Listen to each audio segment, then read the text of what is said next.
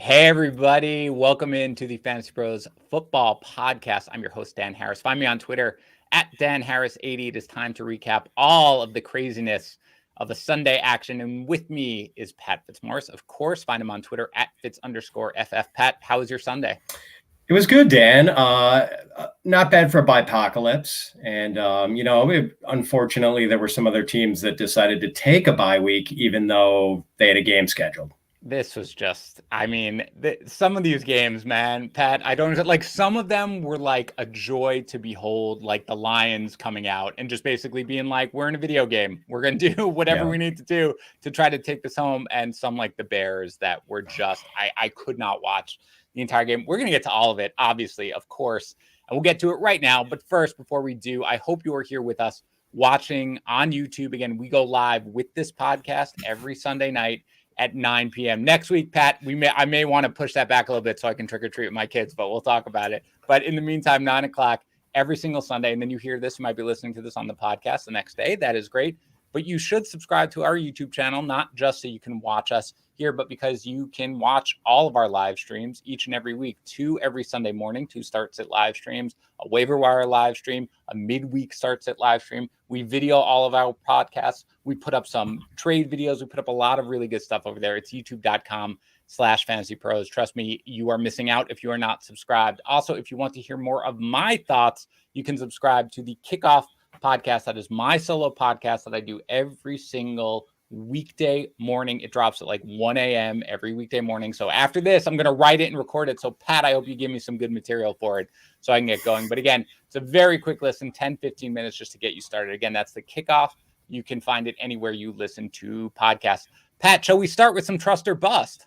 Let's do it, Dan. All right, I've got 2 names for you. Let's start with basically the guy who lives on the trust or bust list, and that is Myles Gaskin.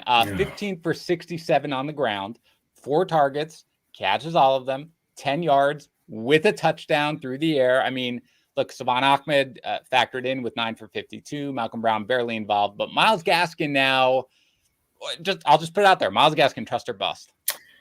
I'm going to say bust, although I might modify that if we see that Malcolm Brown has sustained some sort of long-term injury. I think he did get hurt in this game, but right now it's not really Myles Gaskin that I don't trust. It's Brian Flores and Eric Stoodsville, the head coach and offensive coordinator of the Dolphins, because they've kind of been yo-yoing back and forth between this full-on 3-man committee with Gaskin, Brown, and Salvon Ahmed, and a situation where Gaskin is more the guy. So if Brown is on the shelf for a while, I mean, it does seem like Gaskin is clearly ahead of Ahmed in the pecking order. So I might regain some trust there. But then again, Dan, like, I don't know how much I trust with this Miami Dolphins team overall.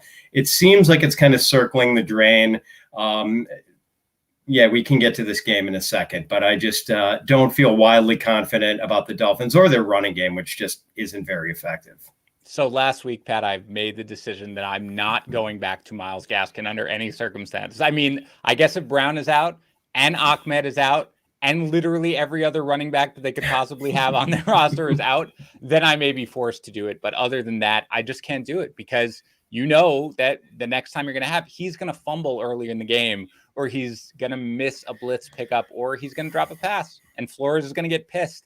And he's just going to bench him. I'm staying away from this. This was impressive. And the Dolphins offense, again, it was against Atlanta, but the Dolphins offense, bumps aside, has looked much more competent now that you have Tua back there for however long we're going to have Tua back there. We can talk about all the rumors swirling, obviously, but it looks like a better offense. But still, at this point, I'm just going to stay away. Like, I will take my lumps and watch him perform while he's on my bench, which he is in the league, or on the free agent wire. So for me, I'm firmly in bust camp, regardless of Malcolm Brown. But I would like your take on the one bright side from the Bears from that game against the Bucs, and it was Khalil Herbert, 18 for 100 yards on the ground, catches all 5 of his targets for 33 yards, dominates the snaps over Damian Williams. Dave Montgomery's still a few weeks away here, Pat. So I think we probably got 2 more weeks is my guess. I mean, you've got the 49ers, then the Steelers, then they've got a bye. So I assume that after that, you're going to see Montgomery back. So not a great schedule, but still, at least for now, trust or bust Khalil Herbert. Trust in the sense that I think you can play him at least until Montgomery gets back. And I think he is the kind of asset you would still want on your roster, if not starting after Montgomery is back, because I think he's now to the point where he's at least a high value handcuff in the Chuba Hubbard, Alexander Madison class. And who knows, maybe once Montgomery is back, like this might just be too good for them to bottle up and put back on the shelf. Like it might be more of a timeshare arrangement going forward, because like the Bears had nowhere else to turn but Montgomery last year. Now, if they have another interesting option, maybe they sort of change the way they do business. And especially since at this point, it's now kind of an experimental season for the Bears. Right. That was my question. Like, realistically, do you think, Pat, once Montgomery comes back, we don't know that Herbert's going to have two more successful games like he has had so far, but against the Bucs, and again, this wasn't just the Myles Gaskin 10 targets, catches all 10 of them, and succeeds through the air that way. This was a guy on the ground doing it when, by the way, they had no threat of a passing game whatsoever. Really impressive game here for Herbert. So really, that's the question. I'm not going to hold you to it. We have time to think about it, but for now, let's assume Montgomery gets back after the bye. Do you think Herbert can be potentially a startable flex option even with Montgomery back? I don't think with Montgomery back. I don't know if the touches are going to be there. And, we're talking about an offense with pretty low scoring potential. So the touchdown values, if you're cutting his touches optimistically just in half, like I don't know what the touchdown potential is for a Bears back getting 8 to 12 touches a week. So he would probably fall just out of flex range. All right, let's get to what everybody likes, Pat, which is the I'm confused by your opinion, sir. And I've got two names here for you.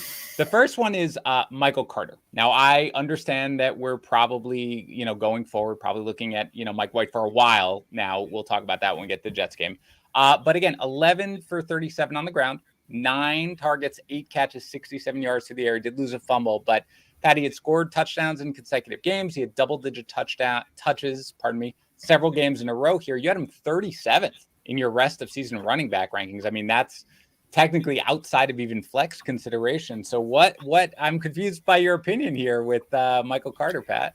Admittedly, I am probably going to be moving him up about 10 spots, Dan. A couple of injury cases I was maybe too optimistic on, who will be moving below him for sure. And part of it was the Jets offense, and no offense, Dan, but not having a great deal of faith in that offense overall. But they are going through the backs a lot. I mean, we saw Ty Johnson touch it a few times today also, which kind of makes sense. I mean, you're not going to have with Zach Wilson and now Mike White a lot of wide receiver usage overall, probably best to keep it a rather RB-centric offense. But Carter is now consistently getting work. So, yeah, he has to be a top, well, if not top 25, very close to the periphery of the top 25. Yeah, I had him 27 coming in. And I think, look, there are a couple of things. One is Tevin Coleman was obviously out for this game, so that opened up a little bit more. But I do think that Mike White being in, and again, we don't know how long necessarily Zach Wilson's going to be out. It's an injury to his PCL. I'm sure it's going to be multiple weeks at the very least.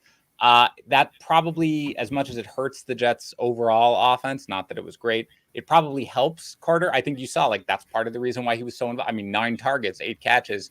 I think most likely that Mike White is going to probably lean on them a little bit more, and that will probably only help to improve his value, even if it means that their offense as a whole gets a little bit worse. How about Hollywood Brown? That's another guy I am confused by your opinion.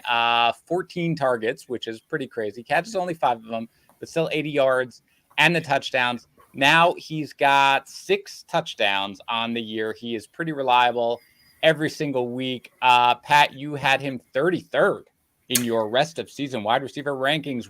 I'm confused by your opinion on Marquise Brown, Pat.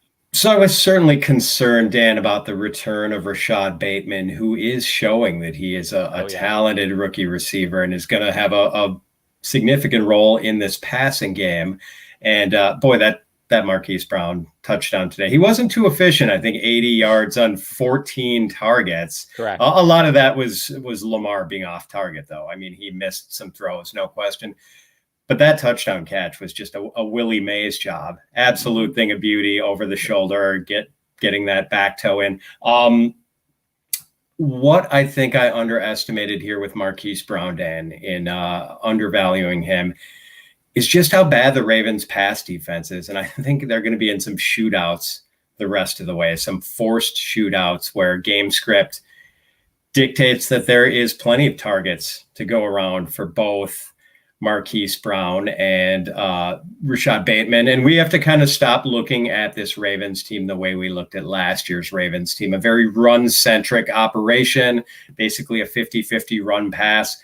It's really not going to be that way anymore. And probably a majority of the runs are going to be Lamar Jackson because this running back stable is just utterly laughable.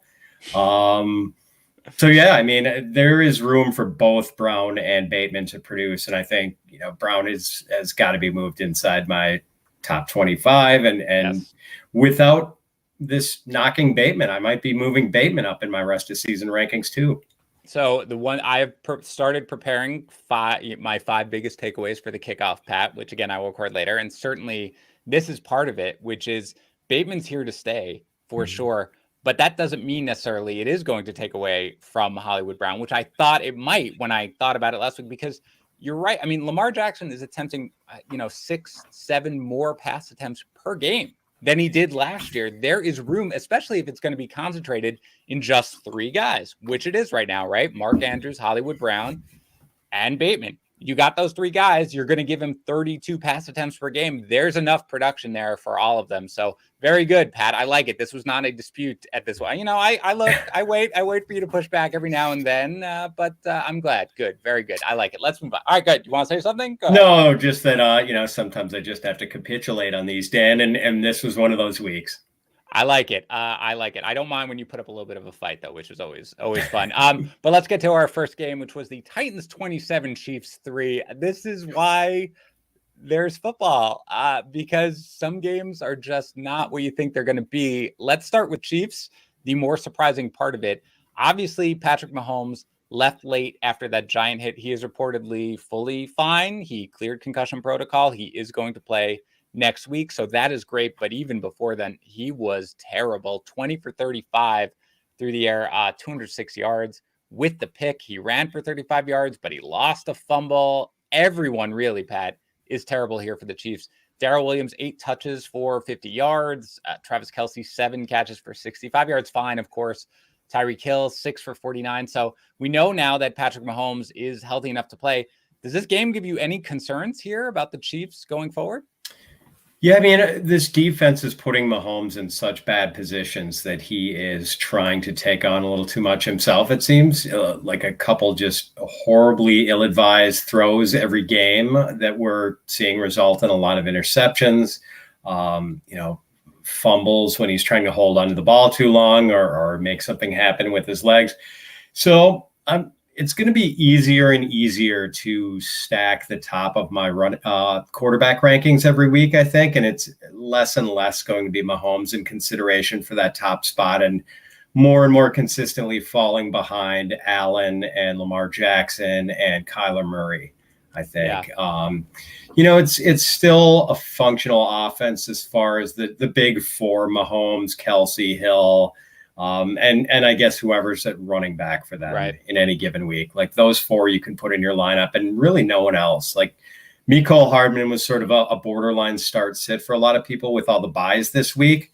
And I don't know about you. I think I had him like in my early to mid 30s at wide receiver. So he was kind of right on that cusp and just didn't happen for him today against a pass defense that seemed like a really good matchup. So this was kind of gross today. And being a Chiefs stakeholder is not the fiesta we thought it was going to be before the season. I don't really understand it, I guess, Pat. I mean, and I don't know if you do necessarily, but I understand the defense is terrible, like for why the team, but this performance against a Titans defense that is far from a shutdown defense on a short week, coming off this letdown sort of stop for them to happen. This just shocked me. And look, I was watching a lot of that game. Mahomes was running. I mean, whether or not he was making bad reads, he couldn't find anybody. He was holding the ball, I guess, too long. but I assumed there was nobody open, and he was constantly just running and rolling out and trying to buy himself time. So very weird here. But again, the good thing is he is healthy. That was a scary hit. So he'll be back next week. But yeah, I'm in agreement with you. That debate over who's going to be the top quarterback, it's always tough, but I do think Mahomes is falling out of it a little bit. For the Titans, it could have been a much bigger day, realistically, if the game was more competitive. A.J. Brown does have the big day, 9 targets, 8 catches, 133 yards. Pat, you had him 18th in your rest of season rankings at wide receiver. I had him 17th, so we were right there. Can I assume, like me, you are going to be moving him up in your rest of season rankings this week? Yes, he will be back end wide receiver 1. Yep. He looked as good as like A.J. Brown looks like on a normal sort of week. They obviously rested him towards the end of the game, which was fine. It was a pristine matchup, but still he was the guy. He's really the only superstar in this game for the Titans, despite the dominant win here, because Derrick Henry, 29 for 86. I mean, from a yard per carry metric, that's terrible, of course, plus 16 yards receiving. He saves his day with the very early passing touchdown, which, as somebody who rosters Ryan Tannehill and desperately needed a big performance, was quite infuriating. But Tannehill does have a nice day as well, 21 for 27 for 270. He does have a touchdown and an interception, but he also runs in a score. Julio Jones didn't have a big day here. He was a little bit in and out, but he did play, of course, 4 targets, 2 catches, 38 yards. So I guess I want to ask more about Tannehill, because Tannehill was a guy that most fantasy managers drafted to be their starter. They haven't felt comfortable with him. They've been streaming. You've got now A.J. Brown looking more like the A.J. Brown of old. You've got Julio Jones. Look, he didn't play great or have a huge day, but he was healthy and he was out there. So they have Indy next, followed by San Francisco. What are your overall thoughts on Ryan Tannehill as a quarterback who fantasy managers should just leave in their lineup and start? I think I'm kind of back to where we were going into the season with him, that he is sort of a just maybe low-end quarterback 1, high-end quarterback 2 at worst. With his 2 wide receivers back, and Derrick Henry is just such a threat to the defense. No one is going to be able to sit on the pass. No pass rusher is going to be able to pin their ears back and come after Tannehill. You just can't play that way with this Titans offense and Derrick Henry doing what he's doing. So it creates opportunities for Tannehill, and he's a pretty aggressive runner near the goal line too, which is gravy for him and for his stakeholders. So yeah, I think we're back to feeling pretty good about him. And Dan, this could have been a huge game for him if the Chiefs had been able to make it competitive. Like, he just went off in the first half, and then they kind of scaled back in the second half. They didn't need to be aggressive on offense. Yeah, I mean, the Kansas City offense, not getting it done really hurt everything in this game, including, like you say, the Tennessee offense. All right, before we get to our next game, nobody thinks about sometimes these sort of medical emergencies, these terrible things that happen, but you've heard of people needing to get airlifted to a hospital. The really unfortunate secret about that is that that's not always covered by insurance, which is why there is Air Med Care Network, which is there to prepare you for if the unthinkable happens. If a medical emergency arises, Air Med Care Network provides members with world-class emergency air transport services to the nearest hospital with no out-of-pocket expenses. Join today. Never pay a dime for your medical flight when flown by an AMCN provider. Remember, insurance, they just don't always cover the full cost of a medical emergency. It's a great way to secure financial peace of mind. Memberships cost as little as $85 a year for your entire household. And right now, as a Fantasy Pros listener, you'll get up to a $50 Visa or Amazon gift card with a new membership. Visit airmedcarenetwork.com/FantasyPros. Use offer code FantasyPros. No matter where you're at in the game of life, an Air Med Care Network membership is the protection that you should not live without. All right, Pat, let's get to our next game. Packers 24, Washington football team 10. This easily could have been a different game here, Pat, without fumbles and stupid quarterback dives near the end zone and interceptions and stuff. But let's talk about the Packers here for a minute. Let's talk about the ground game here for a sec. Aaron Jones just 6 for 19 on the ground. He does catch all 5 of his targets for 20 yards through the air. A.J. Dillon just 4 touches, 8 yards. He lost a fumble. Any concerns here with the running backs for the Packers? No, it was just kind of an odd game where there was sort of low play volume for the Packers. And I think they were just kind of choosing to attack the Washington secondary. So no long-term worries I mean, Aaron Jones, we thought Aaron Jones was going to be a mid to low end running back one, and he has been a mid-range running back one the entire season. A little bit of week to week variance. He had the crazy was it Sunday night or Monday night game with the 4 touchdowns. Mm-hmm. He had a game like today where it's kind of a letdown a little bit, but no concerns. Dylan is a guy who's sort of on the border of whether he's flex worthy or not. There are going to be some dud games for him where he does not get the touch volume you're looking for. And other games where maybe the game script allows the Packers to kind of pound away on teams with the running game. So no long-term concerns. It just kind of didn't work out for those guys today. But, overall, nothing to sweat.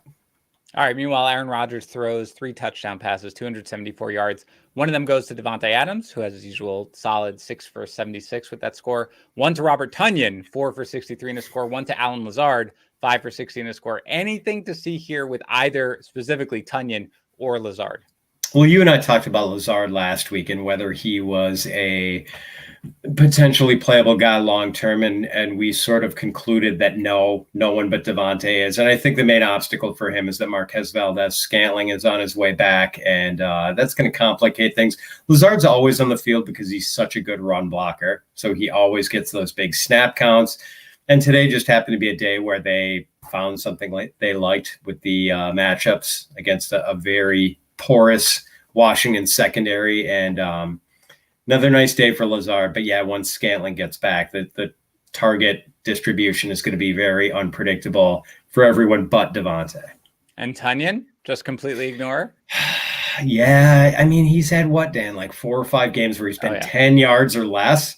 Like there have been so many duds, and I was kind of giving my friend John Paulson at 4for4.com grief. Like he had Tonyan ranked like number 12 coming into this week. I'm like, in Bob we trust, huh, John? And like, are you ever going to drop him after one bad game after another? Because we had been seeing Mercedes Lewis have bigger games, right?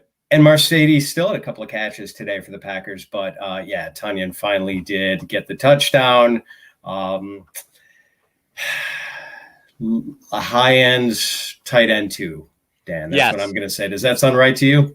Even a little generous. I mean, it's going to take more than one random game for him to produce for me to buy into any of this. So, yeah, I'm just writing this one off. If I see it again, maybe I'll get excited. But at this point, he's been completely and utterly unusable in fantasy. So not going near there unless I absolutely have to yet.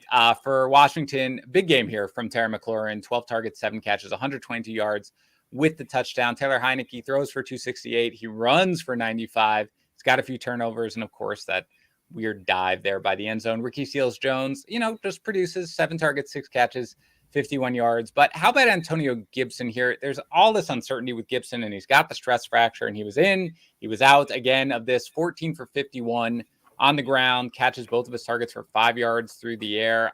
What are your general thoughts? I guess as a fantasy manager going forward, who rosters Gibson? Man, I'm really frustrated as someone who has Gibson in a couple of leagues. It just seems like there's no creativity in the way they use him, Dan. They run him between the tackles. They don't involve him in the passing game, even though he's a former wide receiver. They don't look to get him in space outside. He wasn't very exciting today. He did have one decent run of maybe like 15 yards or something called back by a penalty. But for the most part, it was just basically slam into the line, fall forward for 2 to 4 yards.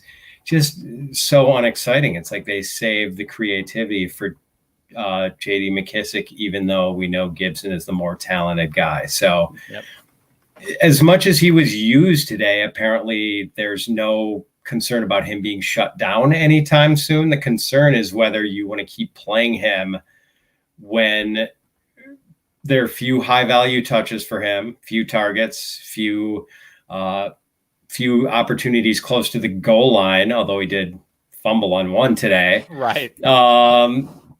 So, I mean, one touchdown, he almost got that touchdown deodorant that could have made the day look a lot better. But, man, it's frustrating. Like, you're still going to he's at least flex worthy. But Pat, look, let's put a number on it because you had him 18th, I had him 17th coming into this week, rest of season, not this week, rest of season. I mean, we had him above both one spot ahead of Josh Jacobs. Jacobs got injured in this game, but he's reportedly fine, and they have a bye coming up. So let's assume he's fine. Would you prefer him or Josh Jacobs rest of season?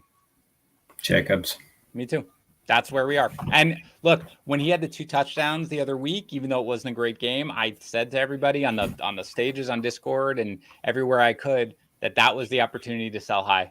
Because you're right, the lack of creativity, which is crazy because of who Gibson was in college. The fact that they use him as this very boring traditional back right now. P.S. The stress fracture in his shin is not going to go away, and it is not going to get better, as Dr. Chow always tells us. So it is something where, I don't know, I mean, roll with him, I guess. If you probably have better options, frankly, on your waiver wire, and not on your waiver wire, but on your bench. And I think the biggest thing is don't be afraid to bench him at this point. I mean, that's really what it is. I think I've held fast to this. Well, you're probably starting Gibson because there's enough upside to make it happen, but I don't really see the upside again unless he gets the touchdown deodorant, which I admit was not a phrase that I'd heard before you joined this podcast, Pat. I don't know if you made that up or is that a common thing that I've just missed my entire career? I have borrowed that liberally from Scott Pianowski of Yahoo. That is a go-to for Scott. So the touchdown that saves an otherwise bad game. So I'm well aware what it means. It's brilliant. Which is why I love it. But then I take credit away from you. I give it back to Scott. All right, let's get to the Bengals 41, Ravens 17. I apologize to everyone who asked me a start-sit question involving Joe Burrow. And usually I lean the other way because I had Burrow 12th and there was the streaming quarterbacks that I preferred instead of him, but he throws for 416 yards and 3 touchdowns, 1 to Jamar Chase. I don't even know what you say about this anymore. 10 targets, 8 catches, just 201 yards and the touchdown. I don't know if there's much to say about him, but T. Higgins, 15 targets is great. 7 catches, 62. Okay. Tyler Boyd, 7 targets, 4 catches, 39 yards. Pat, we talked about these guys last week. Do you still feel the same way you did on all of them, essentially? I do. I think Boyd he had 7 targets today, I believe, and he's sort of the odd man out, it appears. Yep. Higgins is still really good. He didn't have the most efficient day with his targets today, but this is a really good player. And I sensed in the start-sit questions I was getting this morning, Dan, and I get a lot of them on Sunday mornings. I'm sensing a disrespect for T. Higgins. I think he's fallen outside the top 25, top 30 for a lot of people. He should not be outside the top 25 or top 30. He's terrific. But Chase is special, man. His balance is just absolutely fantastic. And then I think my main takeaway from this game, we talk about the Buccaneers being a pass funnel defense that teams don't even try to run on. I think the Ravens are quickly approaching that class. This is a matchup to take advantage of now. They just haven't gotten used to the absence of Marcus Peters yet. That hurt them. They had Peters and Humphrey, 2 really good cornerbacks. They're getting burned at every spot except the Marlon Humphrey spot right now. This was the 3rd quarterback to throw for 400 yards on them this season. And Derek Carr and Carson Wentz have also done it.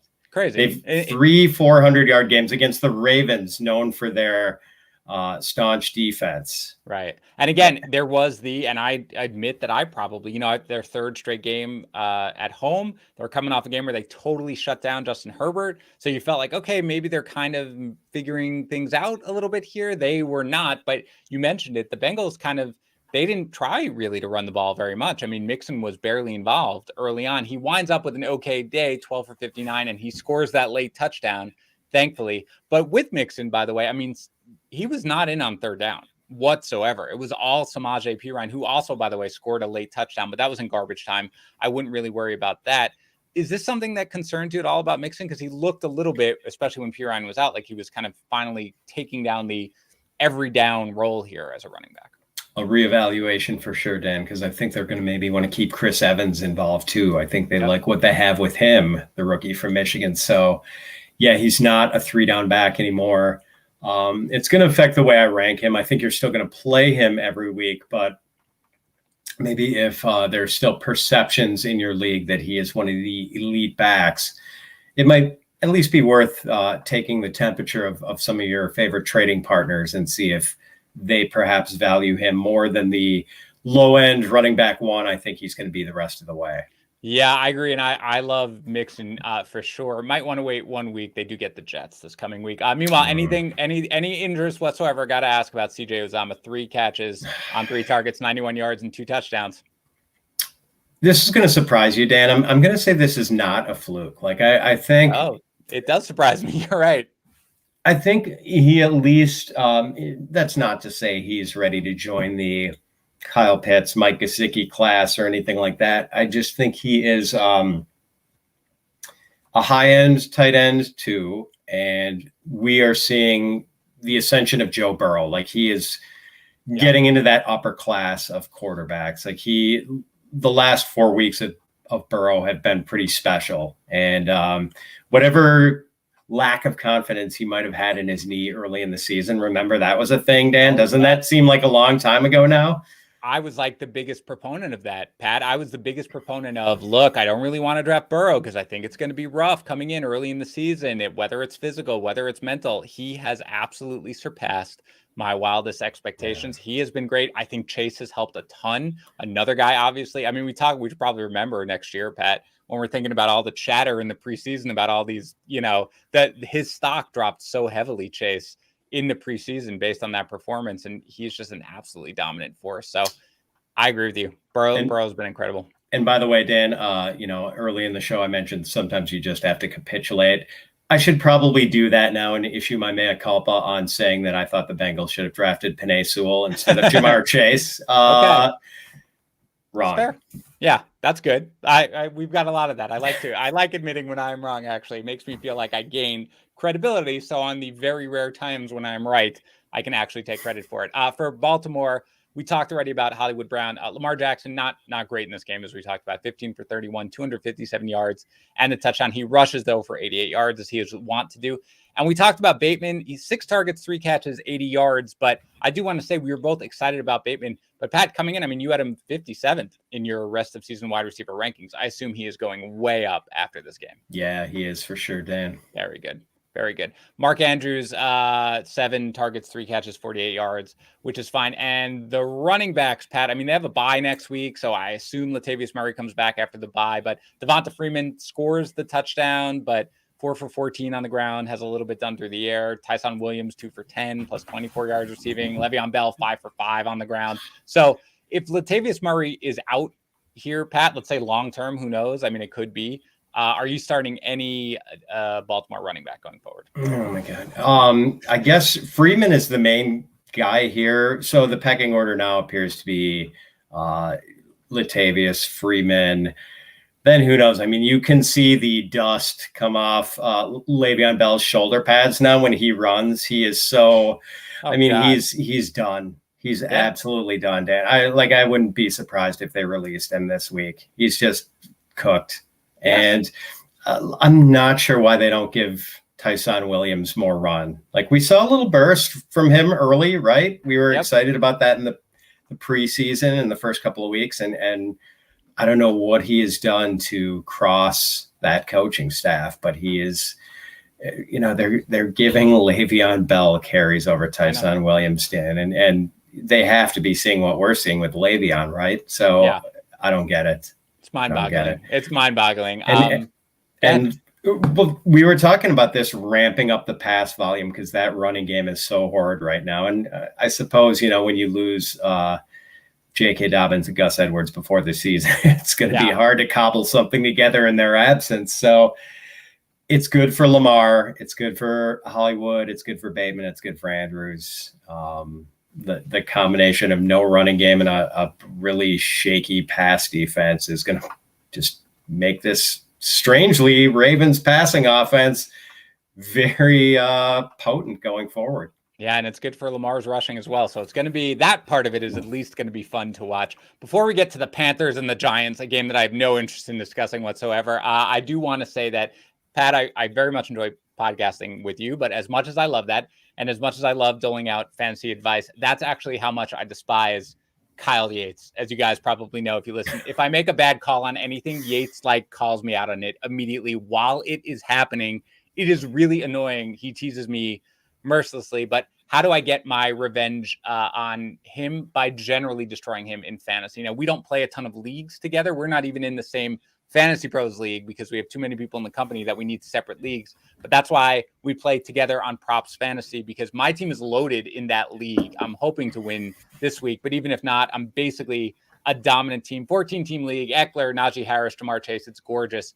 It's a juggernaut, but again, because Yates is in a separate league, I never get to take him on. So I just challenge him every single week on Props Fantasy, because you take your existing team, you can challenge a friend, you can challenge the props community generally, or in my case with Yates, you can challenge your fantasy frenemy. It works with Sleeper, Yahoo, coming shortly. It works with ESPN. You just sync your league, you make your challenges, and boom. And there are sharks in the water at some of these, sites that you have these matches like that. That's not the way it is at Props Fantasy. More people win there, period. Go to propsfantasy.com/pros, set up your rosters, start your first challenge today. P.S. When you register, you're automatically entered to win a signed Aaron Rodgers helmet. I know, Pat, you want some of that. The more challenges you enter, the more chances to win. Again, propsfantasy.com/pros. Get started today. All right, Giants 25, Panthers 3. I misread this game in every way that you can misread a game, from a betting perspective, from a fantasy perspective. It was my nightmare actually watching this game. Sam Darnold was benched after throwing for just 111 yards and a pick. According to Matt Rule, he is going to start next week and going forward.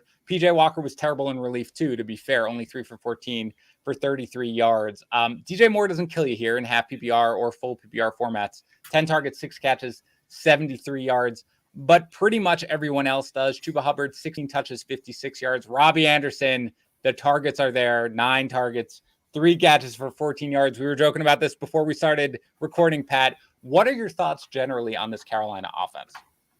I thought the offensive line was terrible today. I know Giants fans have been distraught over their lack of pass rush all season, and Carolina's offensive line gave them a pass rush today and couldn't get anything going with Chuba in the running game either. And it was kind of like, we already knew Matt Rule was sort of unhappy with Darnold, because all this week he was talking about needing to reestablish the run, which couldn't happen the way they were getting the lack of push up front. So I guess the benching wasn't that shocking, but yeah, PJ Walker looked just as bad in relief. So there are problems here. Robbie looks terrible. Robbie just has the yips right now. And we talked about this. I've been doing fairly well with the weekly player props column at Betting Pros, but the one big whiff this week was Robbie over, I believe, 47.5 yards. And he's been averaging like 9.5 targets a game over the last 3 weeks. And I even wrote in the column specifically, if he gets 9 targets, all he needs to do to beat 47.5 is, average 5.1 or 5.2 yards per target. He got exactly 9 targets. He averaged 1.5 yards per target to finish with 14 yards. Yeah. So, man, it's not going well with him. And it seems like the only time Sam Darnold can find gold anymore is when he targets DJ Moore. Yeah. And even then, it's not perfect, right? I mean, that's the problem. I mean, it's really affecting. But yeah, that was the thing. The Giants do not get a pass rush. That's why I was excited about it, because I know Sam Darnold quite well. And I know that Sam Darnold does not do well with a pass rush. But when you give him some time, it should be good. And Pat, look, I'm looking. I have something that compares our rest of season rankings so that I can look and see who's higher and lower. And we rank 100 wide receivers or whatever we do, and there are like 6 or 5 or 6 that we have at exactly the same spot, right? Because you're going to be like one spot at least different on some. Robbie Anderson is one of those guys, and we both have him at 65th at wide receiver. If you are still holding on to Robbie Anderson, you do not need to anymore. I hereby release you for anything. I don't care about the targets. I'm fully off at this point. For the Giants, no Sterling Shepard, and Daniel Jones is under control. 23 for 33, 203 yards and a touchdown, 28 yards rushing. The one touchdown goes to Dante Pettis, who catches all 5 of his targets for 39 yards. Also a nice throw to Daniel Jones. Somebody commenting in our chat right now, Pat, that you gave him the confidence to start Dante Pettis this week. Well done by you. Darius Slayton, 9 targets, 5 catches, 63 yards. Evan Ingram, 8 targets, nice, 6 catches, 44 yards. Devontae Booker, 16 touches, 66 yards. He does find the end zone. The Chiefs are next, Pat. I don't know how we evaluate them necessarily because of all the uncertainty with all the injuries and people who could be back. But say whatever you want to say here about the Giants and what we saw today. Kudos to Daniel Jones for his resourcefulness with all these weapons out, Kadarius Toney, Sterling Shepard, Saquon Barkley, and using the available resources to cobble together an effective, no one really struck gold of any of these spare parts, but collectively it turned into a pretty decent day for them offensively, but we can't really trust any of these guys going forward because the main weapons that he has, Saquon Barkley, Kadarius Toney, Sterling Shepard, these guys are the guys you'll want to play in fantasy going forward. Whenever they come back, we can, then forget about the Slaytons, the Pettises, even Evan Ingram, who, we always wait to see if he'll step up in a game where they're missing starting wide receivers and never really seems to do it. So, all the fantasy relevant Giants were out for this game, basically. Right. That's why it's very difficult to do. Good. I'm glad it's good to see Booker come through here in a game where fantasy managers are clearly relying on him in this type of week. But yeah, it's very difficult to sort of analyze. We'll see who's healthy next week. Falcons 30, Dolphins 28. Coming out of the bye here, Kyle Pitts, 8 targets, 7 catches, 163 yards. Pat, you and I talked on a show earlier about the Cordero Patterson breakout and how we were worried that was taking targets away from Kyle Pitts. Can we officially put those concerns to bed going forward? Yeah, and it's funny. We saw Patterson be much more of a runner than a pass catcher today. Yep. And part of that was Pitts, who also sort of shoved Calvin Ridley out of the way as far as a popular target. I mean, Dan, there's always like a polarizing subject or two on fantasy Twitter throughout the summer that really gets people worked up. And I think this summer it was the Kyle Pitts crusades with the people who thought he was just this unique unicorn type of player. And then the people who, draft a rookie tight end that early. Are you nuts? Sure. I think the unicorn brigade is due to take a victory lap on Monday morning because Pitts looked unbelievable today. I mean, he beat Xavier Howard. They had Xavier Howard on him at one point and beats Xavier Howard down the sideline with safety help over the top. And Pitts still brought in this ball, from over 2 defenders. And yeah, he's fantastic. He's really fantastic. Joe Pisapia, thankfully, is already taking his victory lap with us in our private message. Yes, he is. He wastes no time, I tell you that. Okay, so you mentioned Ridley. He does see the 10 targets, Pat, which is great, but he catches only 4 of them for 26 yards. He does get the, quote, touchdown deodorant to save his day. So do you feel better or worse or the same about Ridley after this game? Worse. He's not the top target on his own team anymore. It's going to be hard to regard him as a wide receiver 1 going forward, which is funny because a lot of people had him as like the wide receiver 4 overall. Yes. Oh, yes. Coming into this season. And he didn't even look that good today, Dan. He does not look bursty like he has in the past. He almost looks like he's struggling at the catch point a little bit. It's weird. Like, I don't know what happened to him. Like, maybe something's going on. He missed the game in London for personal reasons. I mean, maybe his head and heart are just not in it for some reason this year, but like he is not the same guy. You are correct. I definitely had that feeling while watching that game that this just does not look like that absolutely explosive wide receiver that we saw last year. So I agree. I'm concerned the targets, don't really matter as much as the fact that wow, this is really clearly something that I'm worried about going forward. Meanwhile, you mentioned Cordero Patterson, more of a classic runner, 14 for 60 with the touchdown on the ground. Doesn't really get much going through the air. But Mike Davis, 4 carries, 10 yards. He limped off late. I haven't seen anything on that he was hurt. But regardless, can we drop Mike Davis at this point? Ooh, so he still played like a pretty decent number of snaps, like over half and that's what Jonathan Taylor plays in games, like 56 to 60% of the snaps. And that's what Davis played today. I don't know why he got so few carries, but yeah, the Patterson ramped up usage, like his snap counts keep going up and he was at over a 70% snap share this week. Another, after setting a season high in snaps the week before, maybe another season high this week. He's close to being droppable. I think it depends on what league parameters are. I think in any 10-team league, Mike Davis is droppable for certain, and possibly in a 12-teamer, depending on what your roster looks like. So I was somebody who was holding on to Davis pretty firmly in draft season. Like I was like, oh, who's going to take carries away from him? You had him 30th coming in. I had him 28th. My guess is I'm going to drop him to like 35th, roughly, at running back ranking. Somebody who, it's like, that's a guy who's probably rosterable, but not somebody who I am going to think about starting. And this is, in a terrible week like this, and he really lets everybody down. It's really difficult to think about starting him going forward. Finally, Matt Ryan winds up with 336 yards passing, 2 touchdowns, 1 to Ridley. The other, Russell Gage. Anything for, 6 targets, 4 catches, 67 yards in the score for Gage. Anything at all to care about? No, I don't think so. I don't think Gage is playable, maybe rosterable in larger leagues, and could have value if anything happened to Ridley or Zacchaeus or something, but he'll be a hit and miss guy. I agree. For the Dolphins, we already discussed Myles Gaskin. 2 throws for 291 yards and 4 touchdown passes. He does make a couple of killer mistakes here, but everything is better with Tua right now under center. Mike Gesicki, we talked about, just a locked-in tight end that you start every single week. 8 targets, 7 catches, 85 yards in the touchdown. Jalen Waddle, 8 targets, 7 catches, 83 yards. Touchdowns also to Mac Hollins, Isaiah Ford, as well as Gaskin. But Pat, we both ranked Jalen Waddle as a low-end wide receiver 3 in our rest of season rankings. I feel like we're too low and we need to move him up. Yeah, and less concerned about Parker and Fuller, who we thought Parker might be back today, was not. We think Fuller's going to be back next week, and no telling on Parker.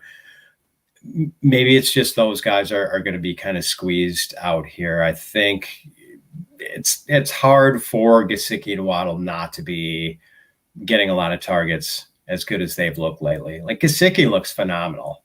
Just absolutely great. Like, he makes tough catches every week. Tough catches, high degree of difficulty catches.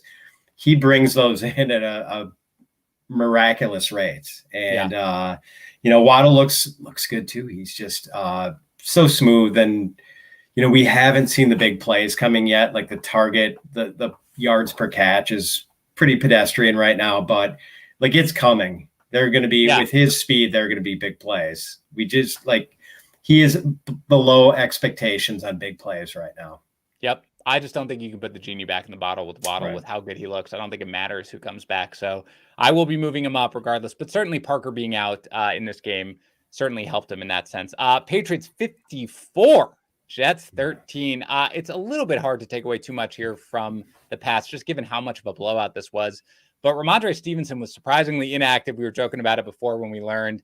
Damian Harris, 14 for 106 on the ground, plus 2 touchdowns. He had him 20th rest of season coming into the week. Does this change anything for you? Are you going to move him up? Yeah, at worst, low end running back too. The workload is safe.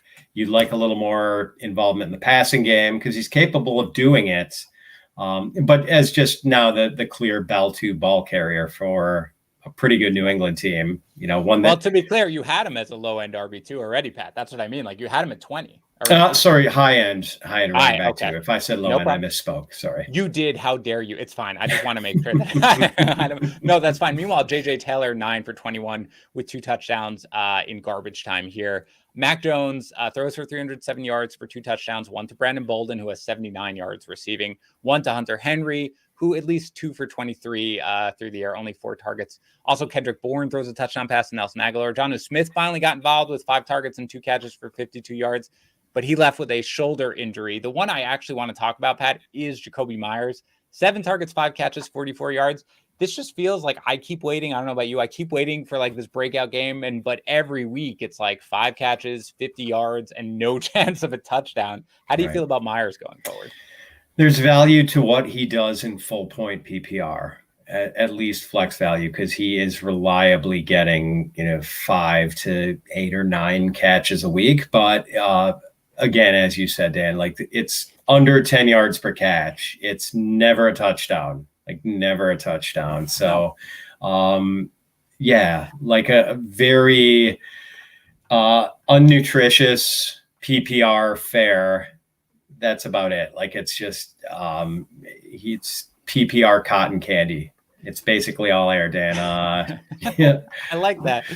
Well, you had him 43rd coming in. I had him 38th. So it's much more probably about me working through my own issues, Pat. But I have to drop him because I keep thinking there's going to be something here. There's going to be the game. It's coming. I can feel it coming. He's getting the targets every single week. And it's just not there, especially in this offense. For the Jets, look, we talked about it. Zach Wilson, he suffered a knee injury. It sounds like a PCL sprain. He's going to miss some time. So it is going to be Mike White. So let's talk about the receiving core because we already talked about Carter. Corey Davis, he scores a touchdown here, which was good. 6 targets, 4 catches, 47 yards. But I guess the question is, with White under center here for the foreseeable future, can you consider starting Davis or any Jets wide receiver so long as he is taking snaps at the quarterback position? Davis is the only guy you could possibly consider. And you'd have to be pretty thin at wide receiver, I think, to consider it. I agree. You already had him 40th, Pat. As always, you are the superior rest of season ranker. I had him 34th. I will be dropping him for sure because I think that's what it is. Good, again, for him to get the touchdown here. In a great catch, by the way. Kudos to him on that one. But still, I agree. It's got to go downhill. Raiders 33, Eagles 22. There's no Darren Waller here. Josh Jacobs gets the start, gets a nice game. 68 total yards with the score before he leaves with a chest injury. Now, everything I have seen on this says that it is not serious. And he isn't going to miss any time. And again, they have a bye next week, so he should be fine. Kenyon Drake pops in. Very well done. 14 for 69 with the touchdown on the ground. 3 catches, 10 yards through the air. Derek Carr winds up throwing for 323 yards and 2 scores to Foster Moreau and Brian Edwards. Hunter Renfrow does do his usual thing. 8 targets, 7 catches, 58 yards. What about Henry Ruggs? This is a guy that I think fantasy managers had kind of come to rely on. They were feeling good about. Catches all of his targets, but it's just 4 of them for 24 yards. So what are your outlook here on Henry Ruggs? Nothing has fundamentally changed about how I feel with Ruggs. A little bit volatile. It's going to be with the profile, his high average depth of target. It's automatically going to bake some volatility into his profile. But he's shown that he can make that sort of profile work, connect on some big plays. And he's turned out to be a pretty good player. So I'm not going to hold today against him at all. I mean, I think Renfrow is a little bit more reliable as far as weekly floor. You're always going to have some of that risk with Ruggs, but, can also pay off in some pretty nice games when he connects on the big plays. So no long-term concerns. Yeah, I think actually Waller being out might have even hurt him because I think, defense attention going to Waller helps Ruggs a little bit. Also, the Eagles are excellent at preventing the big play. Yes. That's one of the things they do better than any other team, almost any other team in the NFL. So the fact is that's Ruggs' strong suit. So not surprising that it was a quiet game for him here. And I agree with you. I really have no long-term concerns for the Eagles. This did look like what we all expected it to look like, which was going to be the Miles Sanders game, right? That's just kind of what it was building towards. 6 for 30 on the ground, injures his ankle. He's going to undergo x-rays right now. So let's hope it's all good. But without him, Kenneth Gainwell, he does come up with a receiving touchdown. He also loses a bad fumble. Boston Scott also scores a rushing touchdown. We'll just have to wait and see on it. Jalen Hurts, meanwhile, winds up throwing 2 touchdown passes, one to Gainwell, as I said, one to Jalen Reagor, who made a great play to score the touchdown. He had 61 yards rushing. He gets credited with a fumble on the missed snap. 2 guys, though, I do want to ask you about here, Pat. First is Devontae Smith, 9 targets, 5 catches, 61 yards. He's got 1 touchdown on the year. He is getting the targets, at least 7 in all games, but 2. But the production is really hit or miss here. And again, it's not that surprising given the fact that Hurts is not exactly the most reliable passing quarterback. So how do you feel about Devontae Smith going forward?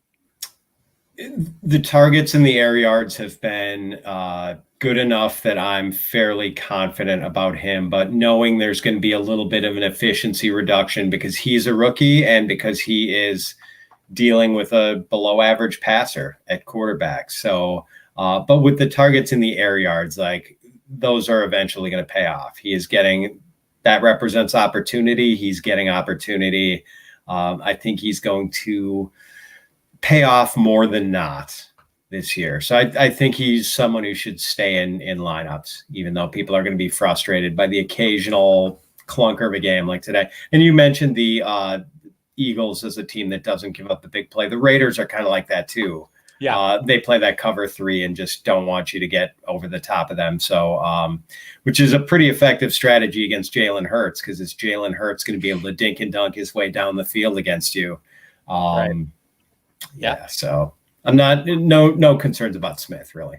How about Dallas Goedert here off the COVID list? First game without Zach Ertz, 5 targets, whatever, but 3 catches for 70 yards. So how do you feel about Goddard here going forward? Pretty good. I think he's a mid-range to, like tight end 7, tight end 8, tight end 6, somewhere in that range rest of season, I think. Complete agreement. It was good to see him get involved here. Could have had a bigger game as well. Rams 28, Lions 19. We should all endeavor to live our lives in the manner in which Dan Campbell lived out the first 7 minutes of that game. Trickeration galore, all the crazy stops. It was beautiful, but it was not enough, as probably we all anticipated here. But for the Lions, it was a great game for DeAndre Swift, 13 for 48 on the ground, 10 targets, 8 catches, 96 yards with the touchdown through the air. He was 15th in your rest of season rankings, Pat, coming in. Are you going to move him up, you think, after this game? Yeah, I should. He's a stud. He's a low-end running back 1. Yeah, I agree. I need to, for sure. Yeah, it's been great to see that he was getting, because again, he caught a little bit, coming into the year, and he was injured, and Dan Campbell poo-pooed him right from the start. So I think he went at a little bit of a discount. Starting item 12, I'll probably move him up even a little bit, because it really is great to see. Meanwhile, Jared Goff does throw for 268 yards. I was going to ask, Pat, because I was like, oh God, did I miss something here? Amon-Ra St. Brown got 0 targets in this game. Was this a Ramsey? I be honest, I wasn't watching this game like crazy closely to be able to pick up on it. Did Ramsey just take him out of the game, or is that what this was?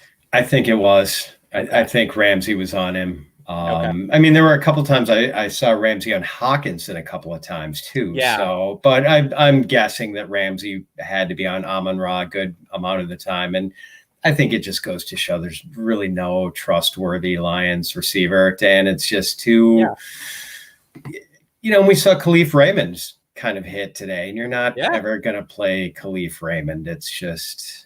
There's not enough production by the Detroit wide receivers to get involved in the Detroit wide receiver business. So that's the question. Can you drop Amon-Ra St. Brown? Yes. I agree with you. And again, I'm looking at our rest of season rankings, Pat. We basically had him right with Robbie Anderson, which I just said was droppable. So I agree with that. But you mentioned, Khalif Raymond, 8 targets, catches 6 of them for 115 yards, but we are not interested there. Hawkinson, fine, 9 targets. Good to see the targets, 6 catches, 48 yards.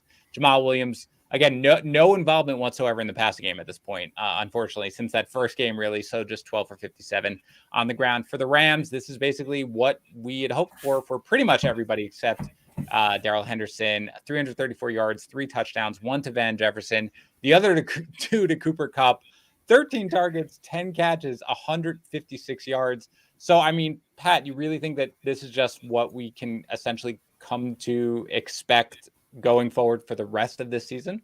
Yes, I think so, where we see Woods be playable, but with modest expectations, and Kupp is just the star you keep playing week after week. And Dan, let me ask you a question. Let me turn the tables. No. 2022 fantasy drafts, redraft, where is Cooper Kupp going next year? Where do you see his ADP landing? Okay. I think that he is probably going to be all right. So let's assume that this roughly, maybe not this insane pace that he's on, but he continues to show that he is essentially this type of wide receiver. Borderline first rounder in 12-team leagues. What do you think, Pat? Yeah, I mean, I think it's going to be somewhere mid-seconds. So for me, don't you think you're going to have the top 8 or 9 running backs, and then you're going to start thinking about the wide receivers and where do you think you'll have him ranked at wide receiver right now? It's hard to keep him out of the top 3, right? Yeah, but don't you think, wouldn't you have an athletic marvel like Jamar Chase ranked ahead of him? Yeah, that's a great question. Yeah, that's a great question. Yeah, that's interesting. Oh boy, I had not given adequate thought to my 2022. Yeah, so I mean, it'll be interesting to see where he, who puts him where vis-a-vis DJ Moore, another ascending talent, he's top 6 for sure. So he's going to be a top 20 overall pick, and could very easily sneak into the top 15, I guess, and be early second. I tend to think mid second, but I could see early second. I think I'm a little more bullish, perhaps. I mean, if this is what happens, then I just don't see any reason that you could really have to doubt him whatsoever as a top, maybe 4, but really top 3 is the guy. And I mean, you bring up the good point with Chase, but for right now, there's no contest with him and DJ Moore. As much as I love DJ Moore, like I'd very, very heartily take Cup before that. Ahead of Steph Diggs, Dan? Yeah, that's right. That's the line, man. I don't know. Right. I'll say this. In my rest of season rankings, as I know you do as well, I have Cup ahead of Diggs rest of season for my wide receiver rankings, as did you coming in. Yeah. If this keeps going, I don't know why I would necessarily change that. You know, that's basically where it comes down to. So you're fine, though, with Woods, right? 6 targets, 6 catches, 70 yards. At this is a borderline wide receiver, too, right? Yes. Okay. And Tyler Higbee again gets the targets, 8 targets, 5 catches, 46 yards. Bad game from Darrell Henderson here, 15 for 45 on the ground, 6 targets, 3 catches, 19 yards. Just a down game for him. Yeah, 21 combined carries and targets. So no one's complaining about that. The usage is still just primo, and it just didn't pay off today. Yep. Bucks 38, Bears 3. Antonio Brown is out. Rob Gronkowski is out. 0 concerns with the team. It's a fantasy gold mine for everybody. Tom Brady, 20 for 36, 211 yards and 4 touchdowns. Probably could have thrown 10 touchdowns if he absolutely needed to.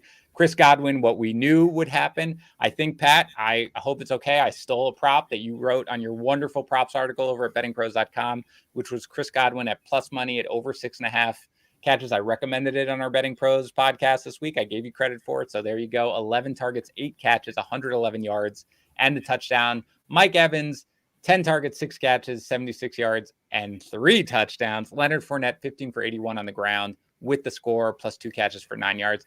I mean, OJ Howard did nothing, if we want to complain, I guess, about it. But, I mean, is there anything to say here, really, about this offense? No, they just sort of polarized the targets with Antonio Brown out. Everything went to Godwin and Evans, not really the tight ends, not Tyler Johnson as the substitute third receiver. It was all those 2 guys, and it's good to see. I mean, 2 fantastic players, and they both popped in a big way. Yep, I agree. We talked about Khalil Herbert here for the Bears already. As for the rest of the game, I want to put it like this. Justin Fields was terrible. As we know, 22 of 32 for 184 yards and 3 picks. Cole Kmet was your leading receiver with 5 catches for 43 yards, most of that in garbage time there at the very end. Darnell Mooney, 5 targets, 2 catches, 39 yards. Allen Robinson, 4 targets, 2 catches, 16 yards. Pat, please convince me that somebody else other than the running backs needs to be rostered on the Chicago Bears. I don't think I can do it anymore, Dan. And I'm not drawing the conclusion that Justin Fields sucks. I think he's eventually going to start to get it. He's just having a hard time deciphering NFL defenses. And he has, as of now, a broken internal clock as far as knowing when he's got to get rid of the ball. And he just doesn't sense pressure.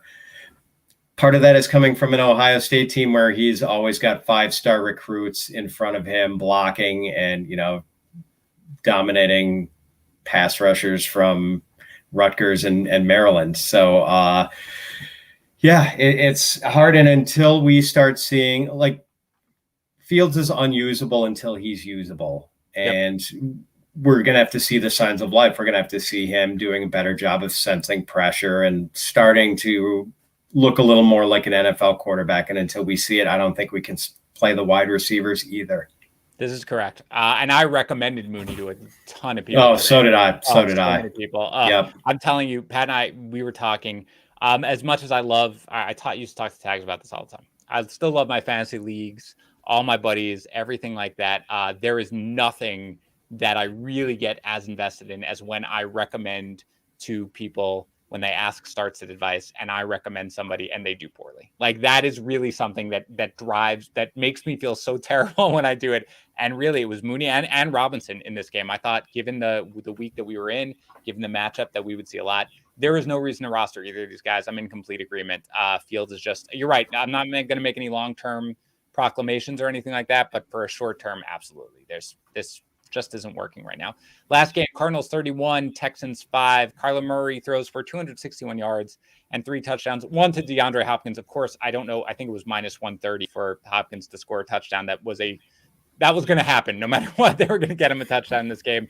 9 targets, 7 catches, 53 yards. Still, the yardage isn't really there for him. I'd like to see some bigger games, but he does have the touchdown. One goes to Christian Kirk. Good start this week. 5 targets, 4 catches, 50 yards, and the touchdown. One to Zach Ertz. 5 targets, 3 catches, 66 yards, and the touchdown. Obviously, a great matchup for a tight end in this game, but he had such little time with his new team. How do you just feel, because we haven't been able to talk about it, how do you feel about Zach Ertz here with his new team? Interesting that he was used a lot, and there was a lot of opportunity. Not only did he have the long touchdown, there was a missed connection with Kyler Murray on an end zone target where Correct. Basically just an off-target throw where, kind of a timing route. Ertz turned around and the ball was like 3 feet to his. Didn't they also run him? He fumbled. He lost a fumble at the goal line. That's right. On a reverse. And he was down inside the 1 yard line and the ball spilled out and went right to a Texan. So, kind of early in the game. So really he had like 3 very good scoring opportunities in this game. And Dan, like we were already chopping up the targets and the receiving yardage 4 ways. And now there is a legitimate, better than Max Williams pass catcher in the house. And this is a problem for anyone who is invested in a Cardinals receiver. Yeah, let me pick one out. The guy who did not have really anything going on today, Rondale Moore, 3 targets, 2 catches, 17 yards. Is Rondale Moore droppable? Yeah, man, and I'm such a Rondale fan, but with all these, with AJ Green unexpectedly relevant, and now with Ertz in the house, I think Rondale Moore is droppable. I agree, and I love him so much. I recommend him on the Waiver Wire show for like weeks. I love him, but yeah, I agree. I think Ertz is really going to factor in here going forward. With the running backs, I was a little surprised to see Chase Edmonds get so many carries in this game, given the game script. 15 for 81 on the ground. James Conner, 10 for 64. He does, of course, find the touchdown. Are you starting both these guys here regularly going forward? Edmonds, yes. I'm a little more reluctant to pull the trigger on Conner just because he has been so touchdown dependent and there's just nothing as far as production in the passing game. So that's really hard to lean on someone who is doing it solely on carries. And how many touchdowns does he have now? Like 5 or 6 rushing touchdowns. Mm-hmm. It's like that pace just isn't going to continue. So I'm very nervous about him, and especially in PPR and half PPR leagues. Oh, wow. You know what? This should have been a what's your problem, man, for me. This is, I'm confused by your opinion, sir, on this, because you have him 40th in your rest of season rankings, Pat, at running back, and you don't sound like you're moving him up right now after this, huh? It doesn't matter to you. Yeah, not really. I mean, maybe I'll poke him up a few spots if there are some, guys who fall due to injuries, maybe Miles Sanders and other people. But yeah, it's a hard profile to trust, and it's worked so far, but the odds of it continuing to work, I don't think are very good. Yeah, that's an error on me. We'll do that one next week. Don't worry about it. For the Texans, it's all ugly, kind of as we expected. Nico Collins was your leading receiver with 28 yards. Brandon Cooks, 7 targets, 5 catches, 21 yards. Are you concerned about Brandon Cooks going forward, or is this just a bad game? Just a bad game. And all receivers have him, and Cooks has clicked more often than not. So no concerns. I agree with you as well.